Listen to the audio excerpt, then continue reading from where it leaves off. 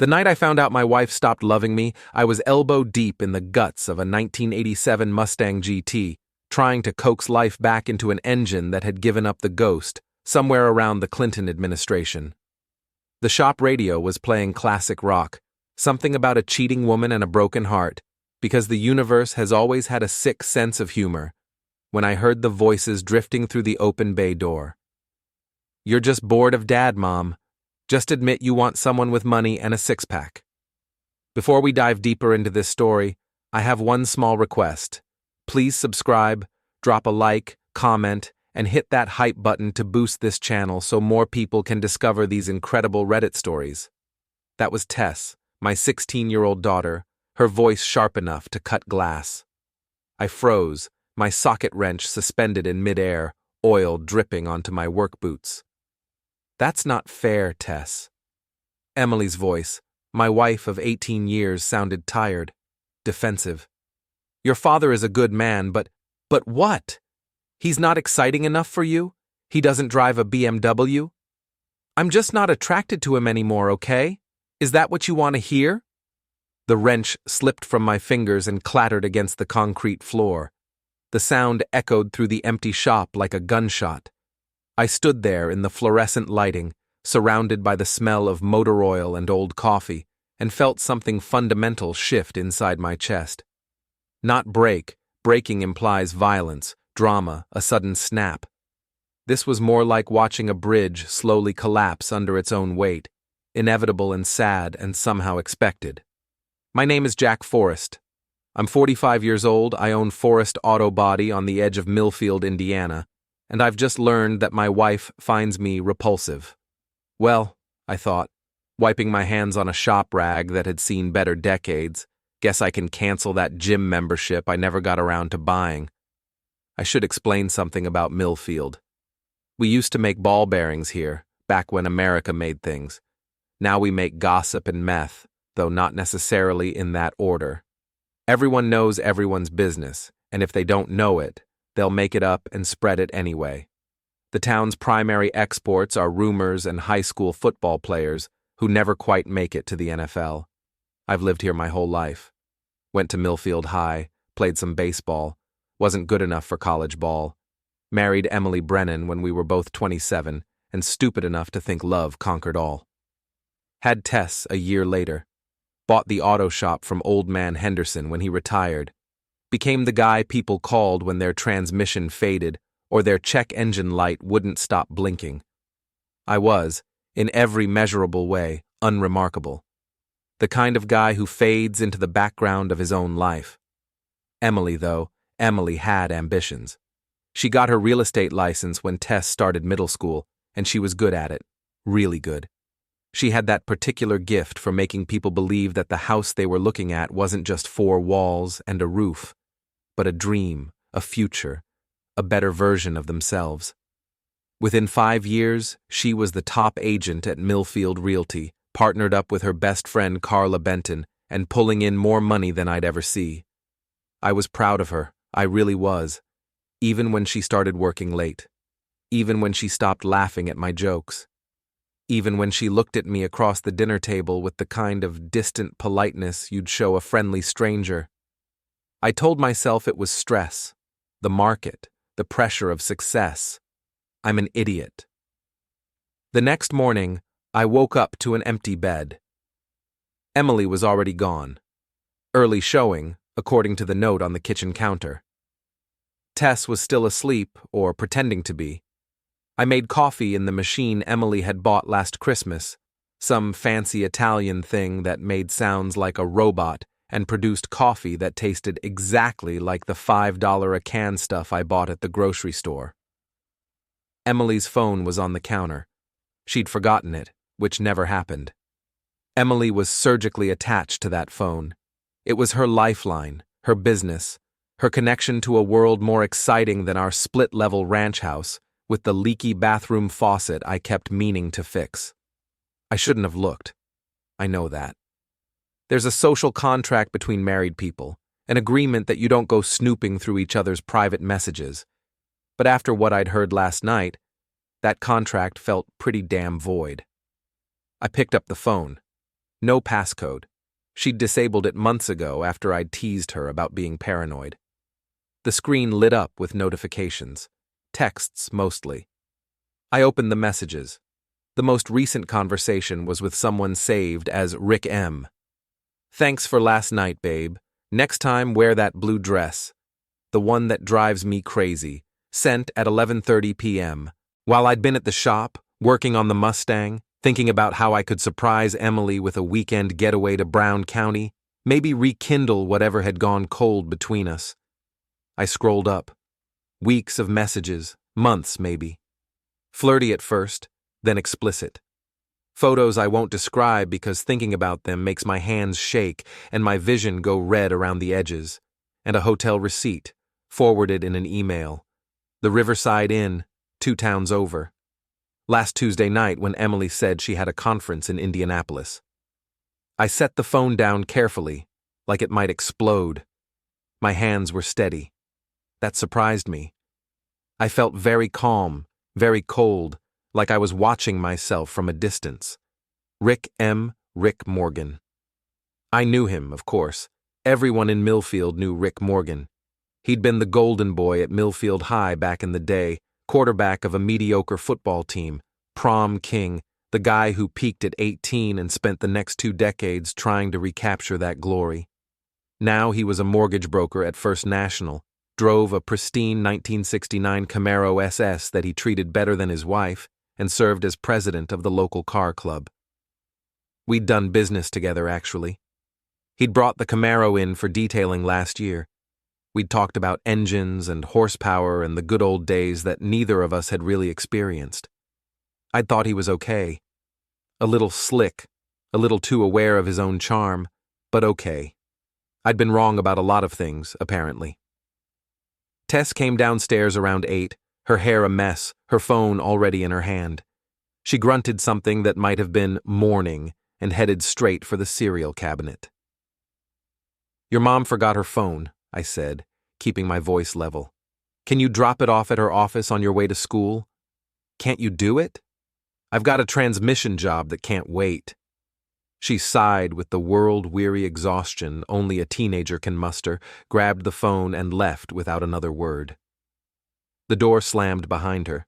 The house settled into silence. I sat at the kitchen table and drank my expensive Italian coffee and thought about what to do next. I didn't confront Emily. Not right away. That would have been the normal thing to do, the expected thing, and I was discovering that I didn't feel much like being normal anymore. Instead, I went to work. Fixed the Mustang's timing belt, rotated tires on a Honda Civic, did an oil change on Mrs. Patterson's ancient Buick while she told me about her grandson's soccer tournament. Normal day, normal work, while my brain ran calculations in the background like a computer processing a virus scan. Emily came home around 6.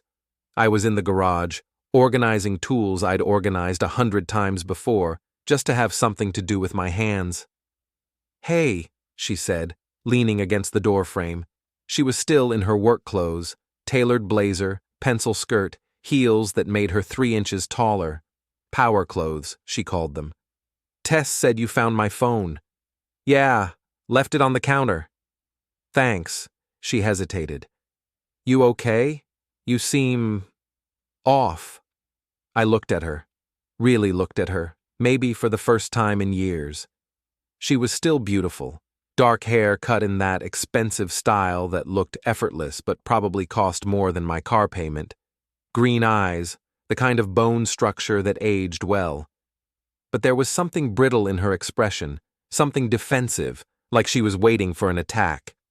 "I'm fine," I said. "Long day." She nodded, relieved, and went back inside. I heard her heels clicking on the hardwood floor, heard her call up to Tess about dinner. I stayed in the garage until midnight, not organizing anything, just thinking. Here's the thing about revenge. It's supposed to be hot, right? A fire in your belly, a burning need for justice. But what I felt was cold, calculating. I'd spent 20 years being the nice guy, the reliable guy, the guy who fixed things. Now something in me was broken, and I didn't feel much like fixing it. I started small. Stopped doing the little things Emily had come to expect. Didn't make coffee in the morning, didn't ask about her day, didn't fix the leaky faucet or take out the trash without being asked 3 times.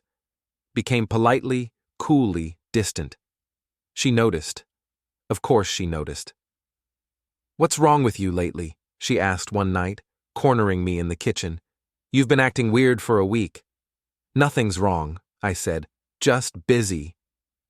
"Busy? You're always busy, Jack. But you're never—" She waved her hand vaguely. "Never like this. Cold." "Maybe I'm just tired," I said. "Tired of a lot of things." Her eyes narrowed. "What's that supposed to mean?" "Whatever you want it to mean, Emily." I walked away, left her standing in the kitchen, confused and angry. It felt good. Better than it should have. The next day, I drove to the Bluebird Diner on Main Street. The Bluebird is a Millfield institution. Vinyl booths, checkered floor, coffee that could strip paint, and waitresses who've been working there since the Carter administration. It's also the unofficial headquarters of Millfield gossip.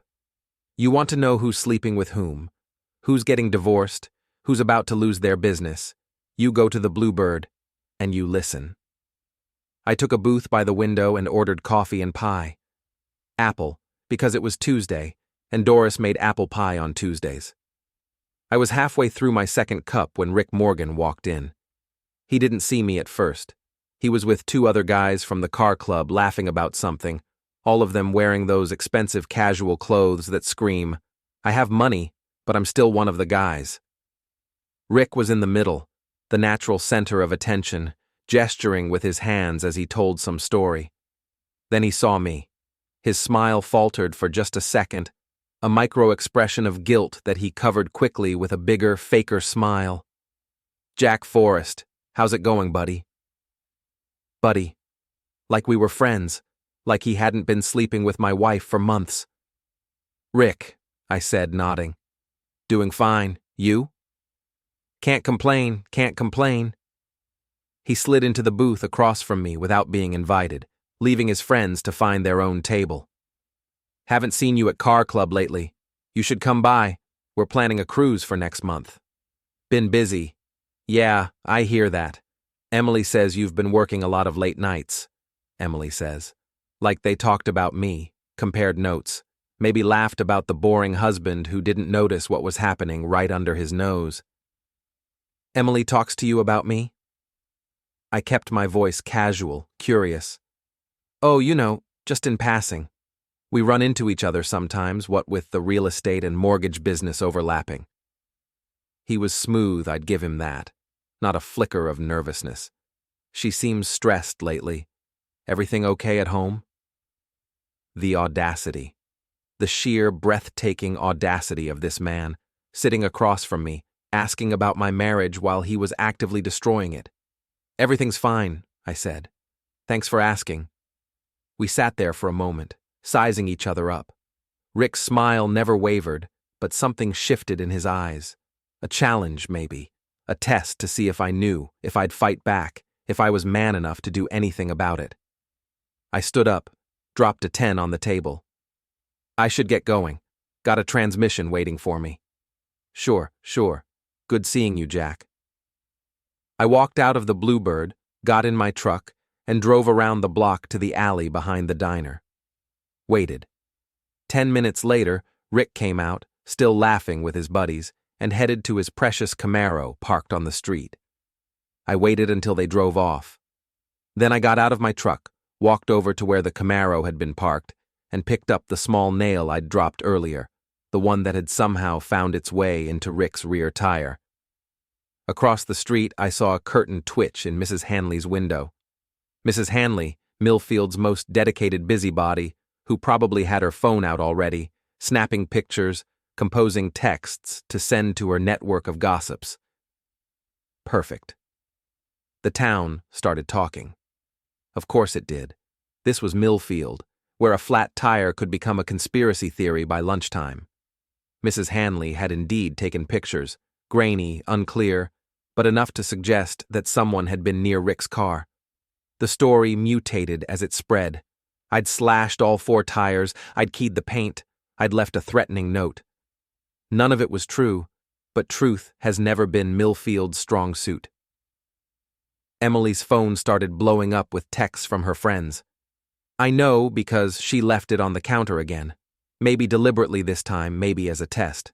I didn't look. Didn't need to. I could read the situation in the way she watched me at dinner, wary and confused, like I'd become a stranger overnight. Tess, meanwhile, had gone full teenager on us. She spent all her time in her room, door locked, probably telling her friends about her crazy parents. I couldn't blame her. I'd want to escape too. I started spending more time at the shop. Not because I had more work. Business was actually slow, the way it always got in late fall when people were saving money for Christmas, but because I needed space to think, to plan. My old boxing coach, Marty Sullivan, found me there one night around 10 p.m. Marty was 70-something, built like a fire hydrant, with hands like catcher's mitts and a face that had absorbed more punches than a heavy bag. He'd trained me when I was a kid, taught me how to take a hit and keep standing. "Heard you've been having some trouble," he said, settling onto a stool near my workbench. "News travels fast." "Always does, especially when it's interesting." He pulled out a flask, took a sip, offered it to me. I shook my head. "Emily stepping out on you?" I looked at him sharply. "How did you—" "Jack, I've been in this town for 50 years. I know things. Plus, I saw her having lunch with Rick Morgan at that fancy place over in Greenfield. They weren't discussing mortgage rates, if you know what I mean." I turned back to the engine I'd been pretending to work on. "Yeah. Well, that's my problem to deal with." "You want my advice?" "Not particularly. I'm gonna give it anyway. You want to win this thing, you gotta out-crazy them. Be unpredictable. People like Rick, people like Emily, they think they're smarter than you. They think you're gonna roll over, be reasonable, maybe cry a little and then sign whatever divorce papers they put in front of you. Prove them wrong." "I'm not going to do anything stupid, Marty." "Didn't say stupid, said unpredictable. There's a difference."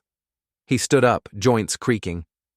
"You were a good fighter, Jack. Quick, smart, patient. You never went for the knockout in the first round. You waited, let your opponent get tired, get sloppy, then you struck." After he left, I sat in the quiet shop and thought about what he'd said. Patience, strategy, waiting for the right moment. I could do that. The next city council meeting was on a Thursday. I knew Emily would be there. She'd been pushing for a zoning variance on a property she and Carla wanted to develop, some kind of upscale townhouse complex. Big money if it went through. Her future, she'd called it. I showed up in clean jeans and my lease-stained work shirt, took a seat in the back of the council chambers. Emily saw me, did a double take. I gave her a small wave. She looked confused, then worried. Good. The meeting dragged through the usual small-town business, parking ordinances, budget discussions, someone's complaint about their neighbor's chickens. Then they got to Emily's zoning request. She stood up, confident and professional, and gave her presentation. The townhouses would bring revenue, attract young professionals, revitalize a lifeless part of town. Carla backed her up with financial projections. The council members nodded along, clearly ready to approve it. Then I raised my hand. "Yes?" Mayor Peterson looked surprised. "Jack Forrest? You have a comment?" I stood up. "I do, actually. I'm curious about the financing for this project. Specifically, who's handling the mortgages for these townhouses?" Emily's face went pale. "That's not really relevant to the zoning discussion." "I think it is. Because if I'm not mistaken, Rick Morgan at First National is the mortgage broker on this deal, right? The same Rick Morgan who's been having an affair with one of the developers?" I smiled pleasantly. "Just seems like a conflict of interest. Mixing business with pleasure, you might say." The room exploded.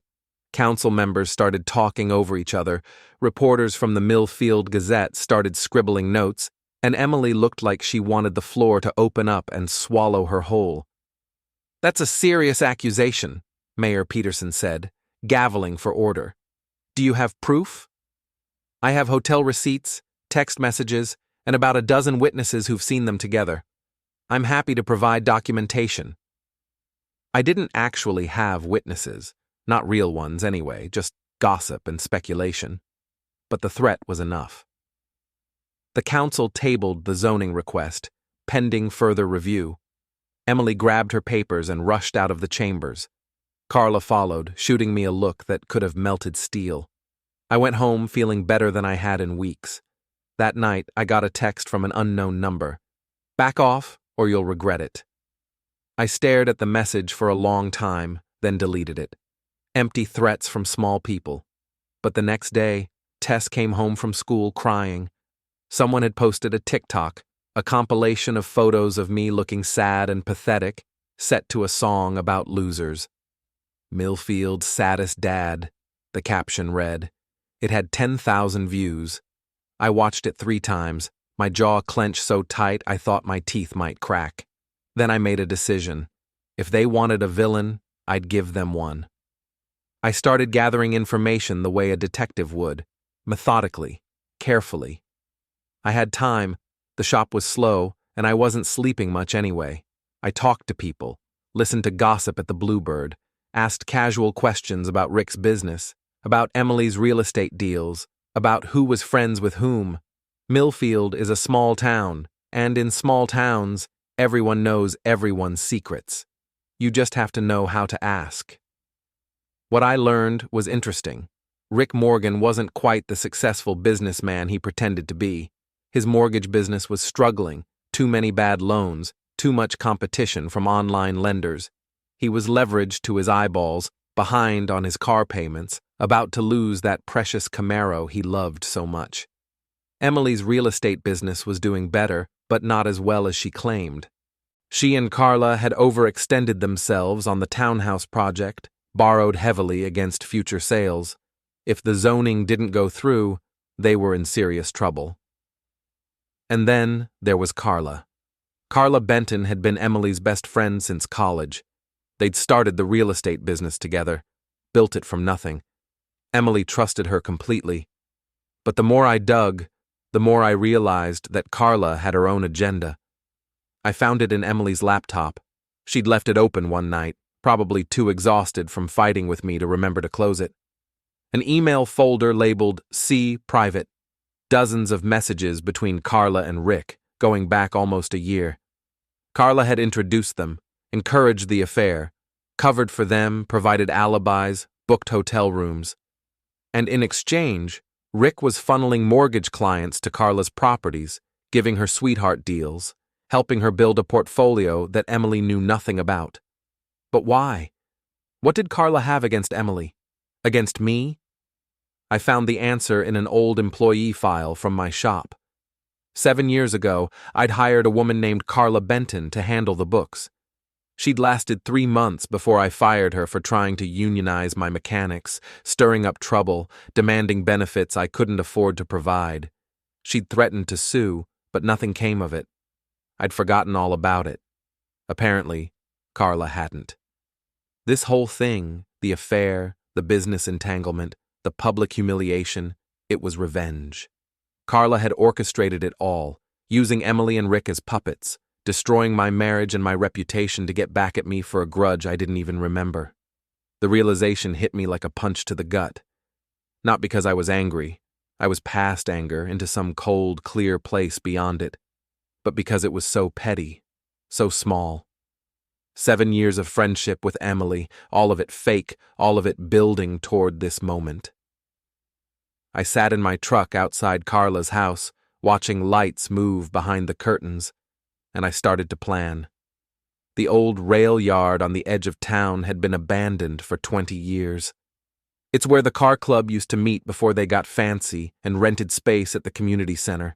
Rusted boxcars, cracked concrete, weeds growing through everything. Perfect for what I had in mind. I sent messages from a burner phone I'd bought at Walmart. To Emily, we need to talk. Meet me at the old rail yard tomorrow night at 8. Come alone. To Rick, investment opportunity. Rail yard, 8 p.m. Big money. To Carla. The townhouse deal is back on. Meet me at the rail yard to discuss terms. Then I made some calls. To Marty, asking him to spread the word that something big was going down at the rail yard. To a few guys from the car club who owed me favors. To a reporter at the Gazette who'd always been hungry for a real story. By 7:30 the next night, I had an audience. They showed up separately, confused to see each other. Emily in her BMW, Rick in his Camaro, Carla in her Mercedes. They parked and got out, looking around at the shadows, at the people gathering at the edges of the yard. I was waiting on top of an old boxcar, a projector set up beside me, aimed at the side of another car. My laptop connected, files ready to go. "What the hell is this, Jack?" Emily called up. "What are you doing?" "Just sharing some information," I said. "I think everyone should know the truth, don't you?" I hit play. The first image was a text conversation between Rick and Emily. Explicit. Unmistakable. The crowd murmured. Emily's face went white. Then emails between Carla and Rick, showing the scheme, the kickbacks, the manipulation. Carla started backing toward her car. Then the big one. A recorded phone conversation. Thank you. Indiana's one-party consent law, where Carla explained to Rick exactly how she'd planned this whole thing, how she'd convinced Emily that she deserved better than her boring mechanic husband, how she'd arranged their first accidental meeting, how she'd covered their tracks. "This is illegal," Carla shouted. "You can't what? Tell the truth? Show people who you really are?" I climbed down from the boxcar, walked toward them. The crowd was growing. Word had spread fast. I saw council members, business owners, half of Emily's real estate office. "You wanted to destroy me, Carla. You used my wife, manipulated her, ruined my marriage, all because I fired you 7 years ago for trying to unionize 3 mechanics who didn't want to be unionized. That's not... It's all here. Emails, texts, recordings. You're a snake, Carla, and everyone here knows it now." I turned to Rick. He was trying to edge toward his Camaro, but the crowd had closed in. "And you're just pathetic, broke, desperate, willing to sleep with another man's wife for some mortgage commissions. How's that working out for you?" I picked up a baseball bat I'd left leaning against the boxcar. Rick's eyes went wide. "Jack, don't..." I walked past him to his Camaro, raised the bat, brought it down on the windshield. The glass spiderwebbed but didn't break. Safety glass, of course. I hit it again, until it finally shattered. Rick lunged at me.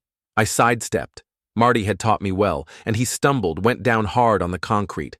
The crowd gasped. I stood over him, bat in hand, and for a moment I thought about hitting him, really hitting him, feeling the impact of wood against bone. But I didn't. I wasn't that person. Not yet, anyway. "Stay down," I said quietly. "We're done here." I turned to Emily.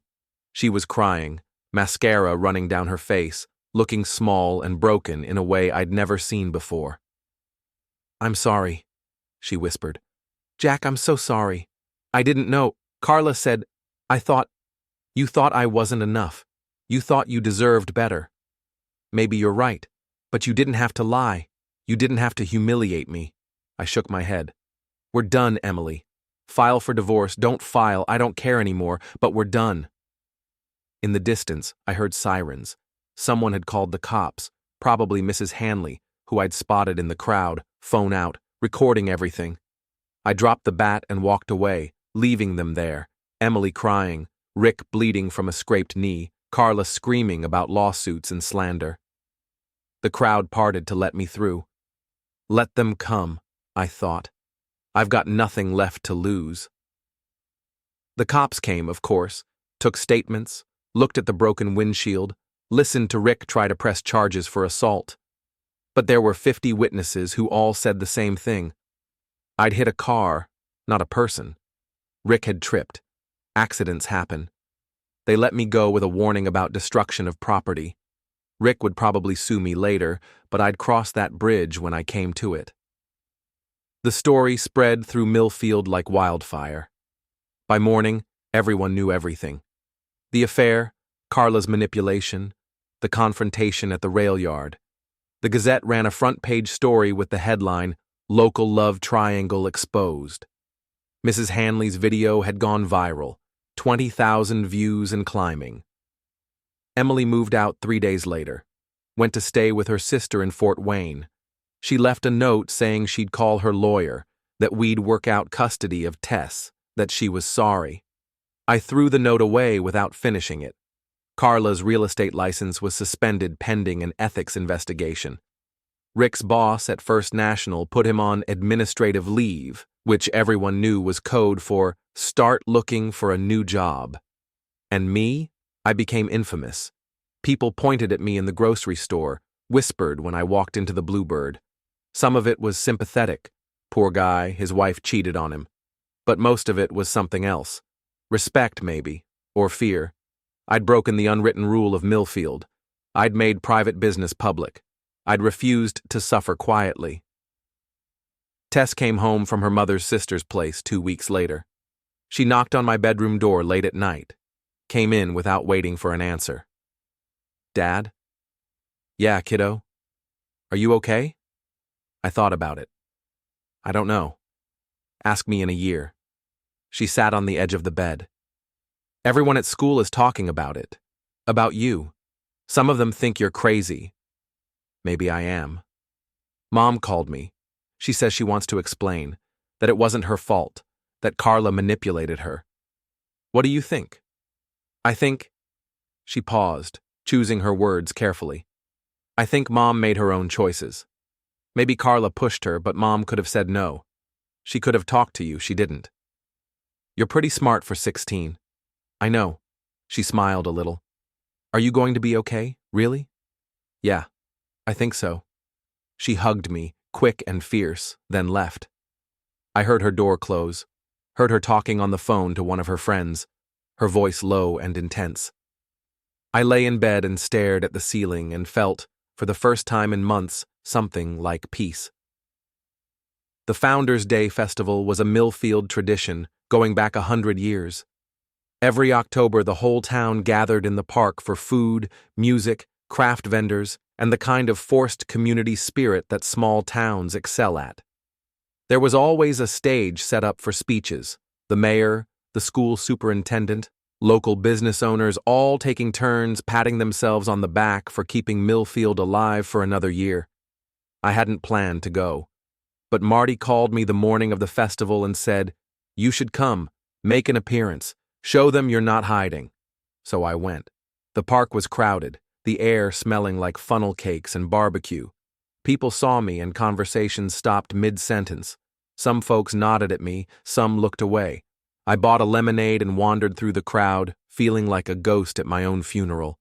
Then I saw them, Emily, Rick, and Carla, standing together near the stage. They looked terrible. Emily pale and thin, Rick with a bandage on his knee, Carla with dark circles under her eyes. They were arguing about something, voices low but intense. Something in me snapped, or maybe it had been broken all along and I was just now noticing. I walked up to the stage, where Mayor Peterson was droning on about community values. I climbed the steps. Someone tried to stop me, a volunteer probably, but I brushed past.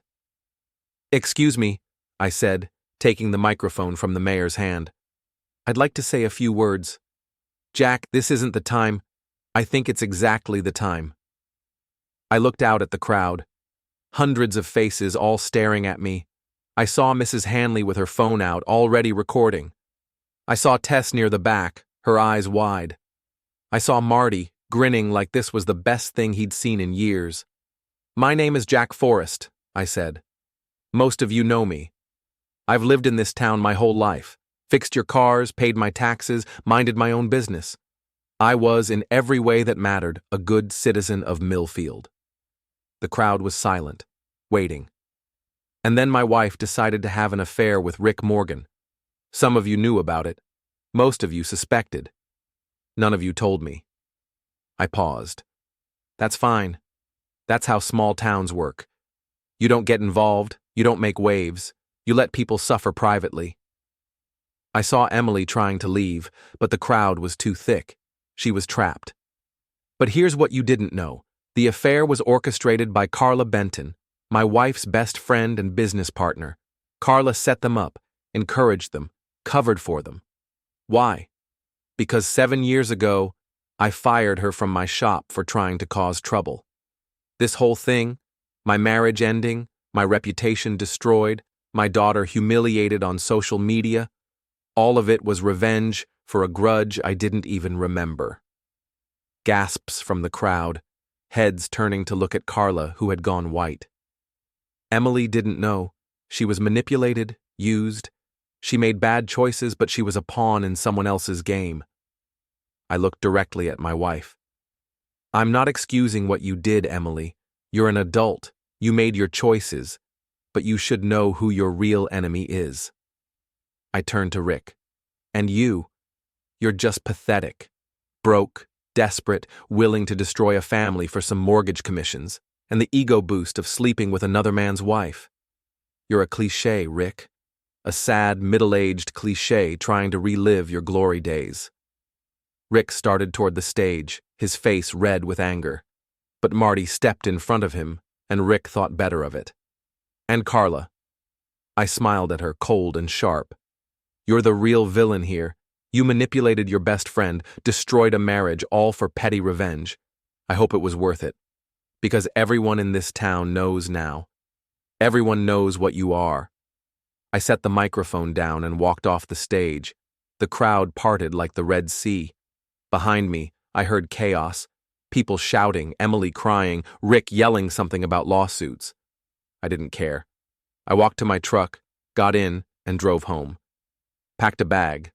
Called a real estate agent in Indianapolis, not Emily's office, obviously, and listed the house. Called a guy I knew who wanted to buy the shop.